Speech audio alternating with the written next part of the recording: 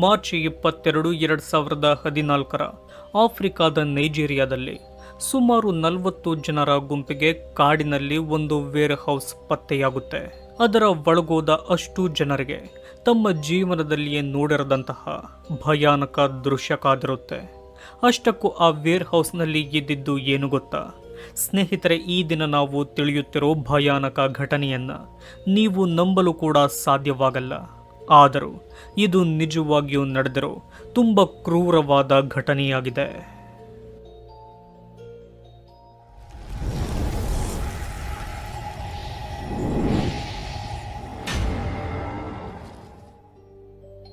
ಸ್ನೇಹಿತರೆ, ಆಫ್ರಿಕಾದ ನೈಜೀರಿಯಾದಲ್ಲಿ ಇಬಡಾನ್ ಎಂಬ ಸಿಟಿ ಇದೆ. ಈ ಸಿಟಿಯಲ್ಲಿ 5 ಲಕ್ಷಕ್ಕಿಂತ ಹೆಚ್ಚು ಜನರು ವಾಸ ಮಾಡ್ತಾರೆ. ಸದ್ಯಕ್ಕೆ ಆಫ್ರಿಕಾ ಬಡದೇಶ. ಇಲ್ಲಿ ದುಡ್ಡು ಮಾಡುತ್ತಿರೋದು ರಾಜಕೀಯದ ವ್ಯಕ್ತಿಗಳು ಮಾತ್ರ. ಈ ರಾಜಕೀಯದವರು ಅಲ್ಲಿನ ಪ್ರಜೆಗಳನ್ನು ತುಂಬ ಕೀಳಾಗಿ ನಡೆಸಿಕೊಳ್ತಾರೆ. ಅಲ್ಲಿನ ಜನಕ್ಕೆ ತಿನ್ನಲು ಊಟ ಇಲ್ಲ. ಕೇವಲ ಹಸಿವಿನಿಂದಲೇ ಆಫ್ರಿಕಾದಲ್ಲಿ ಲೆಕ್ಕ ಹಾಕಲು ಕೂಡ ಕಷ್ಟವಾಗುವಷ್ಟು ಜನ ಸಾಯುತ್ತಾರೆ. ಅವರಿಗೆ ಸರಿಯಾದ ಕೆಲಸ ಕೂಡ ಸಿಗುತ್ತಿಲ್ಲ. ಆ ಸಮಯದಲ್ಲಿ ಅವರ ಕೈ ಹಿಡಿದ ಕೆಲಸವೇ ಬೈಕ್ ಟ್ಯಾಕ್ಸಿ. ಈ ಕೆಲಸದ ಮೇಲೆಯೇ ತುಂಬ ಜನ ಡಿಪೆಂಡ್ ಆಗಿದ್ದಾರೆ. ಈ ರೀತಿಯ ಬೈಕ್ ಟ್ಯಾಕ್ಸಿ ಡ್ರೈವರ್ಗಳನ್ನು ಅಲ್ಲಿನ ಜನ ಒಕಡಾಸ್ಗಳೆಂದು ಕರೀತಾರೆ. ಈ ಒಕಡಾಸ್ಗಳಿಗೆ ಚೆನ್ನಾಗಿ ಗೊತ್ತು ನಮ್ಮ ನೈಜೀರಿಯಾದ ಇಬಡಾನ್ ಪೊಲೀಸರು ಜನರಿಗೆ ಯಾವ ರೀತಿಯ ಸಹಾಯ ಮಾಡಲ್ಲ ಎಂದು. ಹಾಗಾಗಿ ಒಕಡಾಸ್ಗಳೆಲ್ಲ ಸೇರಿಕೊಂಡು ಒಂದು ಕಮ್ಯುನಿಟಿ ಮಾಡಿಕೊಳ್ತಾರೆ. ಈ ಒಕಡಾಸ್ಗಳು ತಮ್ಮ ಕಸ್ಟಮರ್ಗಳನ್ನು ಕರೆದುಕೊಂಡು ದೂರದ ಊರಿಗೆ ಹೋಗುತ್ತಿರುತ್ತಾರೆ. ಅಲ್ಲೇನಾದರೂ ಅವರಿಗೆ ಹೆಚ್ಚು ಕಡಿಮೆಯಾದರೆ ಈ ಕಮ್ಯುನಿಟಿಯವರೇ ಆ ಜವಾಬ್ದಾರಿಯನ್ನ ತಗೋತಾರೆ. ಅವರಿಗೆ ಬರೋ ಕಷ್ಟವನ್ನು ಕೂಡ ಈ ಕಮ್ಯುನಿಟಿಯವರೇ ಸಾಲ್ವ್ ಮಾಡೋದು. ಎಲ್ಲರ ಬಳಿಯೂ ಒಂದೊಂದು ಬೇಸಿಕ್ ಮೊಬೈಲ್ ಇರುತ್ತೆ. ತಮ್ಮ ಕೆಲಸದಲ್ಲೇನಾದರೂ ಅವರಿಗೆ ಕಷ್ಟ ಆದರೆ ಕೂಡಲೇ ಬೇರೆ ಒಕಡಾಸ್ಗಳಿಗೆ ಅವರು ಕಾಲ್ ಮಾಡಿ ಸಹಾಯ ತಗೋತಾರೆ. ಹೀಗಿರುವಾಗ ಇಬಡಾನ್ನ ಒಂದು ಭಾಗದ ಕಮ್ಯುನಿಟಿಯ 2 ಡ್ರೈವರ್ಗಳು ಅಂದರೆ 2 ಒಕಡಾಸ್ಗಳು ತಮ್ಮ ಕೆಲಸಕ್ಕೆ ಬರೋದೇ ಇಲ್ಲ. ಅವರಿಗೇನಾಗಿದೆ ಎಂದು ಅವರ ಮನೆಗೂ ಹೋಗಿ ಬೇರೆ ಡ್ರೈವರ್ಗಳು ವಿಚಾರಿಸ್ತಾರೆ. ಆಗ ಅವರಿಗೆ ಗೊತ್ತಾಗುತ್ತೆ ಆ 2 ಒಕಡಾಸ್ಗಳು ಮಿಸ್ ಆಗಿದ್ದಾರೆ ಎಂದು. ಕೂಡಲೇ ಪೊಲೀಸರಿಗೂ ಆ ಕಮ್ಯುನಿಟಿ ಕಂಪ್ಲೇಂಟ್ ಕೊಡುತ್ತೆ. ಆದರೆ ಅಲ್ಲಿನ ಪೊಲೀಸರು ಈ ಕೇಸನ್ನು ಸ್ವಲ್ಪವೂ ಸೀರಿಯಸ್ ಆಗಿ ತೆಗೆದುಕೊಳ್ಳಲ್ಲ. ಆಗ ಕಮ್ಯುನಿಟಿಯವರೇ ಆ 2 ಒಕಡಾಸ್ಗಳನ್ನು ಎಲ್ಲ ಕಡೆ ಹುಡುಕಾಡ್ತಾರೆ. ಆದರೆ ಅವರಿಗೆ ಆ 2 ಎಲ್ಲಿ ಕೂಡ ಕಾಣೋದಿಲ್ಲ. ಆ 2 ಬೈಕು ಕೂಡ ಅವರಿಗೆ ಸಿಗೋದಿಲ್ಲ. ದಿನ ಕಳೆದಂತೆ ಆ 2ರನ್ನು ಹುಡುಕೋ ಕೆಲಸ ನಿಲ್ಲಿಸ್ತಾರೆ. ತಮ್ಮ ಕೆಲಸವನ್ನು ಮುಂದುವರಿಸಿಕೊಂಡು ಹೋಗ್ತಾರೆ. ಹೀಗಿರುವಾಗ ಅವರಲ್ಲಿದ್ದ ಮತ್ತೊಬ್ಬ ಒಕಡಾಸಾದ ಲಾಂದ್ರೆ ಎಂಬಾತ ಬಂದ ಪ್ಯಾಸೆಂಜರ್ ಅನ್ನ ಕರೆದುಕೊಂಡು ಅಲ್ಲಿಂದ ಹೊರಡ್ತಾನೆ. ಎಷ್ಟೇ ಸಮಯವಾದರೂ ಲಾಂದ್ರೆ ಪುನಃ ಬರೋದೇ ಇಲ್ಲ. ಇದನ್ನು ಗಮನಿಸಿದ ಕೆಲವರು ಅವನಿಗೆ ಕಾಲ್ ಮಾಡ್ತಾರೆ. ಮಾಡಿದರೆ ಆತನ ಮೊಬೈಲ್ ಸ್ವಿಚ್ ಆಫ್ ಆಗಿರುತ್ತೆ. ಕೆಲವರು ಅವನ ಮನೆಗೂ ಹೋಗ್ತಾರೆ. ಮನೆಯಲ್ಲೂ ಕೂಡ ಆತ ಇರೋದಿಲ್ಲ.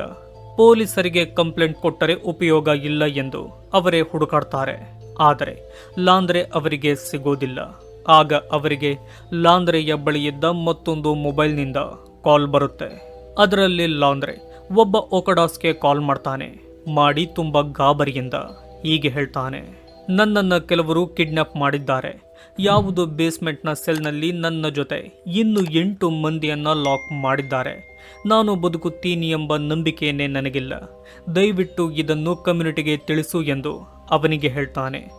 ಆಗ ಎಲ್ಲರೂ ಕೇಳಲಿ ಎಂದು ಸ್ಪೀಕರನ್ನು ಆನ್ ಮಾಡಿದ್ದ ಆ ಒಕಡಾಸ್ ಈಗ ನೀನು ಎಲ್ಲಿದ್ದೀಯ ಎಂದು ಕೇಳ್ತಾನೆ. ಆಗ ಲಾಂದ್ರೆ ಹೇಳ್ತಾನೆ, ನಾನು ಯಾವ ಜಾಗದಲ್ಲಿದ್ದೀನಿ ಅಂತ ನನಗೇನೇ ಗೊತ್ತಾಗುತ್ತಿಲ್ಲ. ಆದರೆ ಇವರು ನನ್ನನ್ನು ಸೋಕೋ ಕಾಡಿಗೆ ಕರೆದುಕೊಂಡು ಬಂದಿದ್ದಾರೆ ಎಂದು ಹೇಳಿ ಕಾಲ್ ಕಟ್ ಮಾಡ್ತಾನೆ. ಸ್ನೇಹಿತರೆ, ಸೋಕೋ ಫಾರೆಸ್ಟ್ ಇಬಡಾನ್ನಲ್ಲಿಯೇ ಇರೋದು. ಆಗ ಅವರೆಲ್ಲ ಪುನಃ ಲಾಂದ್ರೆಗೆ ಕಾಲ್ ಮಾಡ್ತಾರೆ. ಆದರೆ ಆ ಫೋನ್ ಕೂಡ ಸ್ವಿಚ್ ಆಫ್ ಆಗಿರುತ್ತೆ. ಆಗ ಸುಮಾರು 40 ಜನ ಒಕಡಾಸ್ಗಳು ಲಾಂದ್ರೆ ಹೇಳಿದ್ದ ದಟ್ಟವಾದ ಆ ಸೋಕೋ ಕಾಡಿಗೆ ಹೋಗ್ತಾರೆ. ಸಿಕ್ಕ ಕಾಲು ದಾರಿಯಲ್ಲೇ ಅವರೆಲ್ಲ ನಡೆದುಕೊಂಡು ಹೋಗುವಾಗ ಅವರಿಗೆ ಗನ್ ಫೈರ್ನ ಶಬ್ದ ಕೇಳುತ್ತೆ. ಇದರಿಂದ ಗಾಬರಿಯಾದ ಎಲ್ಲರೂ ಯಾರೋ ನಮಗೆ ಹೆದರಿಸುತ್ತಿದ್ದಾರೆ ಎಂದು ಆ ಕಾಡಿನಿಂದ ಪುನಃ ಹೊರಗೆ ಬಂದು ಬಿಡ್ತಾರೆ. ಕಾಡಲ್ಲಿ ಫೈರಿಂಗ್ ಶಬ್ದ ಕೇಳುತ್ತಿದೆ ಎಂದರೆ ಅಲ್ಲೇನೋ ಇಲ್ಲಿಗಲ್ ಆಕ್ಟಿವಿಟಿ ನಡೆಯುತ್ತಿದೆ. ಇದನ್ನ ಅರ್ಥ ಮಾಡಿಕೊಂಡ ಒಕಡಾಸ್ಗಳು ಕೈಗೆ ಸಿಕ್ಕ ಆಯುಧಗಳನ್ನ ಎತ್ತಿಕೊಳ್ತಾರೆ. ತಮ್ಮ ಜೊತೆಗೆ ಇನ್ನೂ ಹೆಚ್ಚು ಜನರನ್ನ ಕರೆಸ್ತಾರೆ. ಜೋರಾಗಿ ಕಿರುಚಾಡಿಕೊಂಡು ಪುನಃ ಕಾಡಿನ ಒಳಗೆ ಎಂಟ್ರಿ ಆಗ್ತಾರೆ. ಅವರ ಕಿರುಚಾಟವನ್ನ ಕೇಳಿದ ಕಾಡಲ್ಲಿದ್ದ ಕೆಲವರು ಅಲ್ಲಿಂದ ಓಡೋಗ್ತಾರೆ. ಅವರನ್ನ ಹಿಡಿಯಲು ಸಾಧ್ಯವಾಗಲ್ಲ. ಹೀಗೆ ಒಕಡಾಸ್ಗಳೆಲ್ಲ ಸಿಕ್ಕ ಒಂದು ನದಿಯನ್ನು ದಾಟ್ತಾರೆ. ಮುಂದೆ ಹೋದ ಅವರಿಗೆ ಕಬ್ಬಿಣದ ಮುಳ್ಳು ಬೇಲಿಗಳ ಒಳಗಿರೋ ಒಂದು ವೇರ್ ಹೌಸ್ ಕಾಣುತ್ತೆ. ಅಂದರೆ ಒಂದು ಗೋದಾಮಿನ ರೀತಿ ಇರುವ ಮನೆ.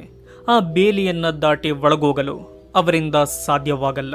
ಆ ವೇರ್ ಹೌಸ್ನ ಸುತ್ತವೇ ಅವರಿಗೆ 2 ಶಿಪ್ಪಿಂಗ್ ಕಂಟೈನರ್ಗಳು ಕಾಣುತ್ತೆ. ಅದರ ತುಂಬ ಜನರ ಬಟ್ಟೆಗಳು, ಶೂಗಳೇ ತುಂಬಿರುತ್ತೆ.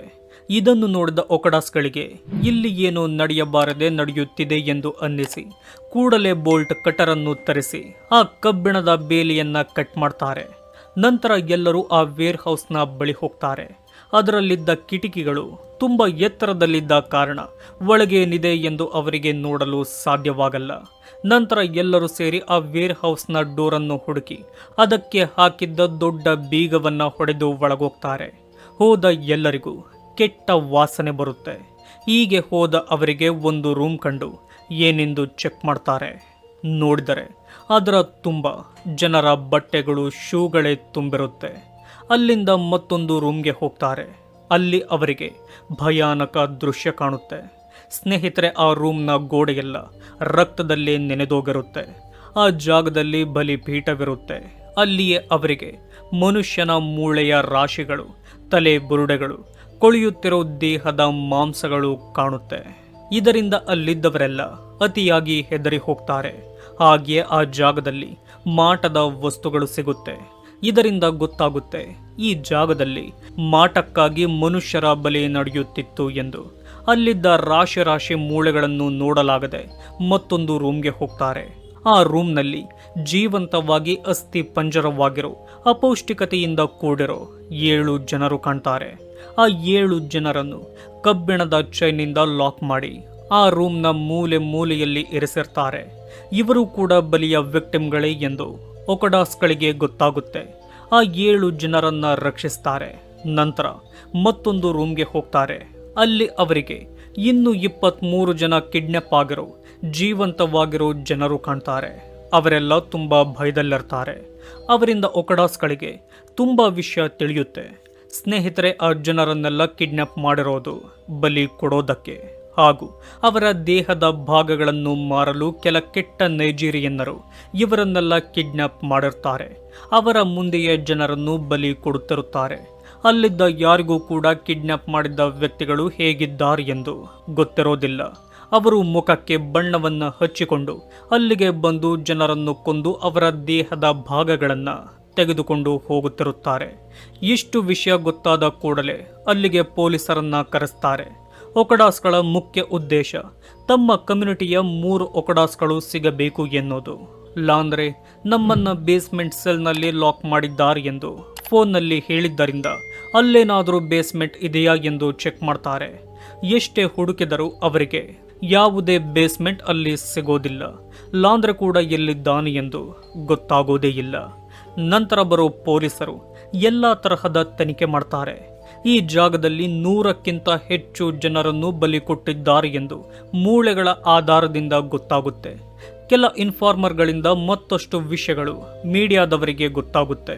ಅದೇನೆಂದರೆ ಈ ಕೆಲಸದಲ್ಲಿ ನೈಜೀರಿಯಾದ ಅತಿ ಶ್ರೀಮಂತ ವ್ಯಕ್ತಿಗಳು ಹಾಗೂ ರಾಜಕೀಯದ ವ್ಯಕ್ತಿಗಳ ಕೈವಾಡ ಇದೆ ಎಂದು. ನೈಜೀರಿಯಾದ ಹಾಸ್ಪಿಟಲ್ಗಳಿಗೆ ಇಲ್ಲಿಗಲ್ಲಾಗಿ ದೇಹದ ಭಾಗಗಳು ಇಲ್ಲಿಂದಲೇ ಹೋಗುತ್ತಿರುತ್ತೆ. ಹಾಗೆ ಮನುಷ್ಯರ ಮಾಂಸಗಳು ತುಂಬ ಕಡಿಮೆ ಬೆಲೆಗೆ ಹೋಟೆಲ್ಗಳಿಗೂ ಮಾರ್ಕೆಟ್ಗಳಿಗೂ ಸಪ್ಲೈ ಆಗುತ್ತಿರುತ್ತೆ. ಕಾಡಲ್ಲಿರೋ ಬುಡಕಟ್ಟು ಜನಾಂಗದವರಿಗೆ ಇಲ್ಲಿಂದಲೇ ನರಬಲಿಗಾಗಿ ವ್ಯಕ್ತಿಗಳನ್ನು ಕಳಿಸಿಕೊಡಲಾಗುತ್ತಿರುತ್ತೆ. ಇಂತಹ ಭಯಾನಕ ಘಟನೆ ತುಂಬ ಬೇಗನೆ ಇಡೀ ಆಫ್ರಿಕಾಗೆ ತಿಳಿಯುತ್ತೆ. ಈ ವಿಷಯ ಎಲ್ಲರಿಗೂ ಗೊತ್ತಾಗಲು ಮುಖ್ಯ ಕಾರಣ ಬೈಕ್ ಟ್ಯಾಕ್ಸಿಯ ಒಕಡಾಸ್ಗಳು. ಆದರೆ ಅವರಿಗೆ ತಮ್ಮ ಕಮ್ಯುನಿಟಿಯವರೇ ಸಿಗೋದಿಲ್ಲ. ಸ್ನೇಹಿತರೆ, ಒಂದು ಆರ್ಟಿಕಲ್ನಲ್ಲಿ ಆ ವೇರ್ ಹೌಸ್ನಲ್ಲಿ ಒಂದು ಮೊಸಳೆ ಪತ್ತೆಯಾಗಿದೆ. ಉಪಯೋಗಕ್ಕೆ ಬಾರದ ಮನುಷ್ಯನ ಮಾಂಸವನ್ನ ಆ ಮೊಸಳೆಗೆ ತಿನ್ನಲು ಕೊಡುತ್ತಿದ್ದರು ಎಂದು ಹೇಳಲಾಗಿದೆ.